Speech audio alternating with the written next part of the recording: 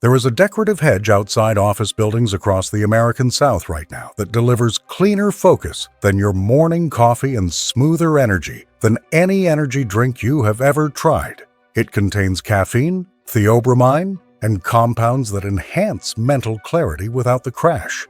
You cannot overbrew it, you cannot make it bitter, and it grows wild from Virginia to Texas.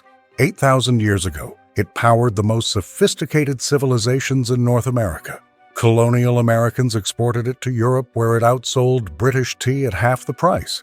Then one man, with one word, erased it from history, not through war, not through legislation, through taxonomy. He renamed it, and the name he chose was so perfectly designed to disgust that it worked for 235 years and is still working right now while you trim it into a hedge and drive to Starbucks. This is Yaupon holly, and this is the story of the most successful act of botanical sabotage in human history. Welcome to Verdant Wisdom. The story begins not in a garden but underwater. In 1982, construction workers near Titusville, Florida, were clearing a pond for a new road. A backhoe bucket surfaced carrying human remains. Archaeologists arrived expecting bones a few centuries old. Carbon dating revealed something that stopped the excavation completely. The remains were 7,000 to 8,000 years old, making this the oldest intact burial site ever discovered in North America. But the age was not what stunned researchers most. Chemical analysis detected caffeine, theobromine, and ursolic acid in specific ratios. Those three compounds together exist in only one plant native to North America, Yaupon holly. These people were drinking caffeinated tea 3,000 years before tea was discovered in China. The quantities detected indicated regular, deliberate use. This was a caffeine culture older than any civilization we typically study. By 1100 AD, the city of Cahokia in present-day Illinois had a population of 20,000 people, larger than London at the time. Archaeologists excavating ceremonial sites found beakers coated with residues that tested positive for Yaupon compounds. Cahokia sits hundreds of miles from the Atlantic and Gulf coasts, where Yaupon grows. Somebody was transporting it across 800 miles of wilderness, not as a luxury, but as a necessity valuable enough to justify the journey. The Timucua of Florida called it Arche. The Creek called it Casina. The Cherokee called it the beloved tree. When naturalist William Bartram traveled through Cherokee territory in 1775, he wrote with astonishment about cultivated Yaupon groves, pruned for leaf production, protected, and traded as currency across tribal territories. This was not wild foraging. This was managed agriculture. To understand why this plant mattered so deeply, you need to understand what it does inside your body.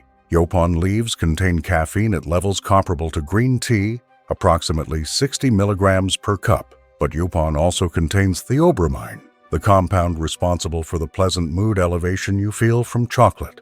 Together in approximately a 5-to-1 ratio, they deliver focused, sustained mental clarity without the spike and crash that coffee produces. The energy is smooth. The alertness is clean. Yaupon also contains theophylline, which dilates blood vessels and improves oxygen delivery. Warriors of the Natchez tribe carried dried Yaupon on raids because it reduced susceptibility to thirst, fatigue, and hunger. This was documented performance enhancement, not ritual. Here is what makes Yaupon biochemically unique among all caffeinated beverages. It contains zero tannins, the astringent compounds that make overbrewed tea bitter, stain teeth, and irritate the stomach lining. You cannot overbrew Yaupon. You cannot make it bitter. University of Florida research published in 2009 confirmed that Yaupon contains chlorogenic acids and polyphenols with anti-inflammatory properties and antioxidant levels comparable to blueberries. When Spanish explorers arrived in Florida in 1535, they encountered what indigenous communities called the Black Drink. By 1615, a Spanish priest documented that virtually every person he encountered drank it daily. They described unmistakable signs of caffeine dependence in people who went without it. The Spanish named it té del indio. English settlers in the Carolinas began harvesting it in the early 1700s, calling it Casina and Carolina tea. By the 1760s, it had become more common in the southern colonies than imported British tea, simply because it grew locally, cost less, and required no middlemen. Plantation owners drank it.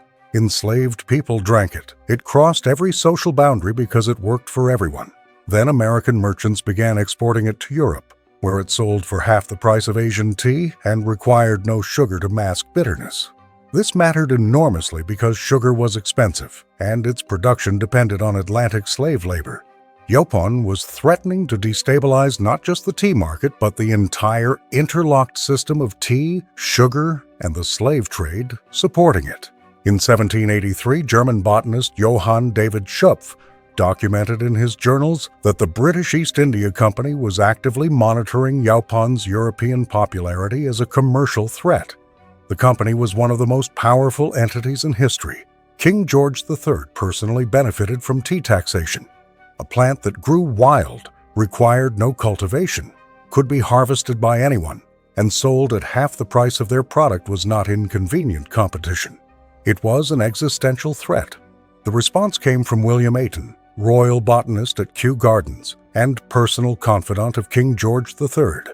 In 1789, 6 years after British humiliation in the Revolutionary War, Ayton was given a taxonomic correction assignment.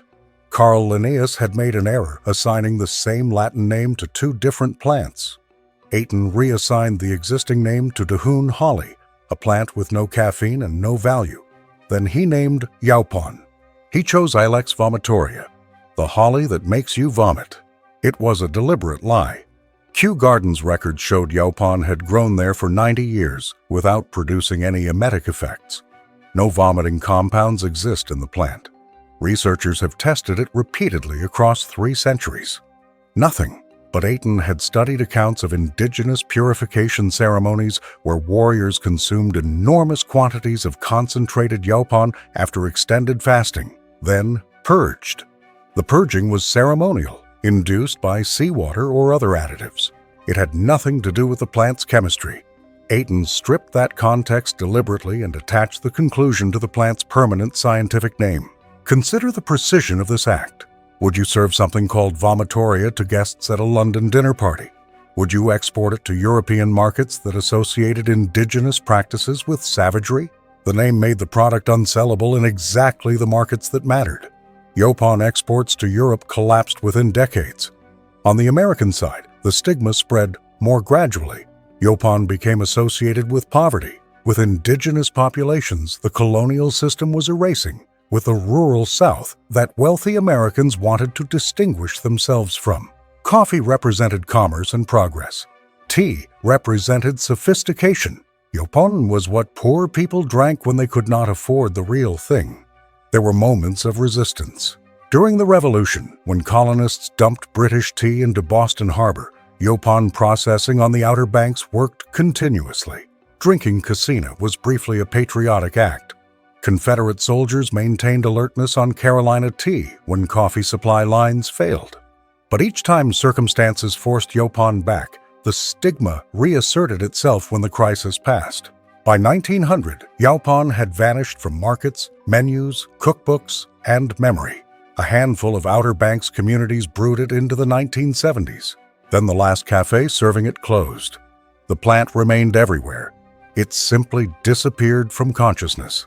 Today, Yaupon grows wild from Virginia to Texas and is one of the most widely planted ornamental shrubs in southeastern landscaping. Nurseries sell it. Homeowners plant it along fence lines. Its glossy leaves and red berries are considered attractive. Its drought tolerance makes it practical. The fact that it contains the only caffeine native to North America appears on no plant label anywhere. In the late 2010s, a small number of farmers and entrepreneurs began asking the obvious question: why does America import 250,000 tons of tea annually from Asia when a superior caffeinated plant grows wild along the entire southeastern coast? Companies like Cat Spring Yaupon in Texas, Yaupon Brothers in Florida, and Rise Yaupon in North Carolina began harvesting and selling it commercially. Whole Foods identified Yaupon as an emerging food trend in 2023. People tasted it and consistently reported the same experience. Smooth, no bitterness, Clean energy without the familiar coffee anxiety. You can find Yaupon now in the Southeast, from the mid-Atlantic coast through Florida and across to eastern Texas. Look at the ornamental shrubs around you. Yaupon has small, oval, slightly serrated leaves about 1 to 2 inches long, dark, glossy green on top. Female plants produce clusters of bright red berries in winter. Nurseries have sold it for decades under the name Ilex Vomitoria, which is how you will find it on plant labels. Harvesting is straightforward. Collect young leaves and small stems in spring and summer when caffeine content is highest. For green Yaupon, wilt the leaves for several hours, then dry them completely in a low oven or food dehydrator.